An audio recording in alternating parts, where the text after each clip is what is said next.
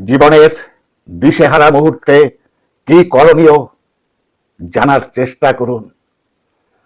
জীবনের প্রতিটি সমস্যা সমাধানযোগ্য, কিন্তু তার জন্য দরকার সঠিক চিন্তা, ধৈর্য এবং কার্যকরী পদক্ষেপ। চলুন ধাপে ধাপে দেখি।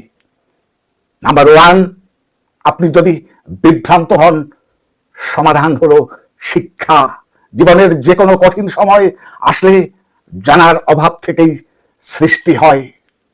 তাই সমস্যার সমাধান পেতে হলে প্রথমেই শিখতে হবে। বই পড়ুন, অভিজ্ঞদের সাথে কথা বলুন, নতুন তথ্য জানুন। জ্ঞানই আপনাকে আলোর পথ দেখাবে।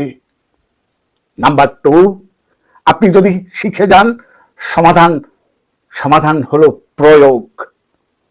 শুধু জ্ঞান অর্জন করলেই চলবে না, তাকে কাজে লাগাতে হবে। শেখা জ্ঞান যদি কাজে না লাগে তবে তা মূল্যহীন। তাই শেখার পরপরই বাস্তবে তার প্রয়োগ করুন। ছোট হোক তবু শুরু করুন। নাম্বার 3, আপনি যদি কাজ শুরু করেন, সমাধান হলো ধৈর্য। শুরু করাটা সহজ, কিন্তু ধরে রাখা কঠিন। অনেকেই মাঝপথে হাল ছেড়ে দেয়, আর এখানেই তারা পিছিয়ে পড়ে।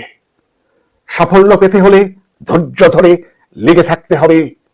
কঠিন সময় আসবেই, কিন্তু টিকে থাকাই আসল চাবিকাঠি। নাম্বার 4, আপনি যদি লেগে থাকেন, সমাধান হলো নতুন পথ খোঁজা। একই পদ্ধতিতে চেষ্টা করেও যদি ফল না আসে, তবে দিশেহারা না হয়ে নতুন কৌশল প্রয়োগ করুন। জীবন চলমান, তাই বদল আনতে হবে নিজের চিন্তা ও কাজের ধরনেও। পরিবর্তনই নতুন সম্ভাবনার দুয়ার খুলে দেয়। জীবন এক দীর্ঘ শিক্ষার পথ। জানুন, শিখুন, কাজে লাগান, ধৈর্য ধরুন এবং প্রয়োজনে নতুন পথ বেছে নিন। তাহলে এখনই শুরু করুন। শেখা, প্রয়োগ, ধৈর্য ও নতুন কৌশল,